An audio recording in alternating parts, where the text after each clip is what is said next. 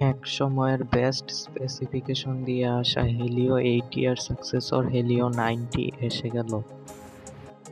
এখন এটার ভালো খারাপ দুটো দিকই আপনাদের জানাবো। প্রথমে ডিসপ্লে।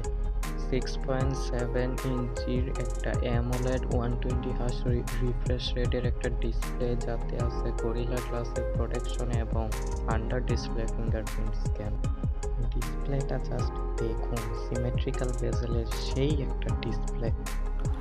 এতটুকু গ্যারান্টি দিতে পারি, এখন পর্যন্ত 20,000-এর নিচে ফোনের মধ্যে সবচেয়ে বেস্ট ডিসপ্লে এটার।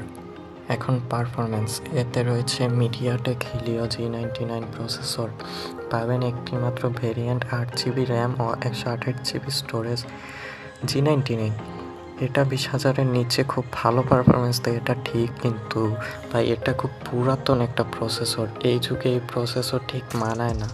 তো মার্কেটে আপনারা এর চেয়ে ভালো গেমিং ফোন পাবেন। এখন এতে আছে 64 মেগাপিক্সেলের মেইন এবং 2 মেগাপিক্সেলের একটি সহকারী সেন্সর। এই ফোনটা মোটামুটি ভালোই ছবি তোলে, তবে আরেকটু দাম বাড়িয়ে অন্য ডিভাইস নিতে পারলে তাহলে আরও অনেক ভালো ক্যামেরা ফোন পাবেন। তবে 20,000-এর নিচে বাজেট হলে এটা নিতে। ব্যাটারি, এতে রয়েছে 5000 mAh-এর ব্যাটারি এবং 33 ওয়াটের ফাস্ট চার্জার। এখন আসি এই ফোনের সবচেয়ে খারাপ দিকে, তা হলো সফটওয়্যার। এতে কোনো আপডেট আসবে না, বাদবাকি দিকে ক্যামেরা, গেমিং, ব্যাটারি ভালোই পাবেন। এবং ডিসপ্লে 20,000-এর নিচে বেস্ট একটা ডিসপ্লে।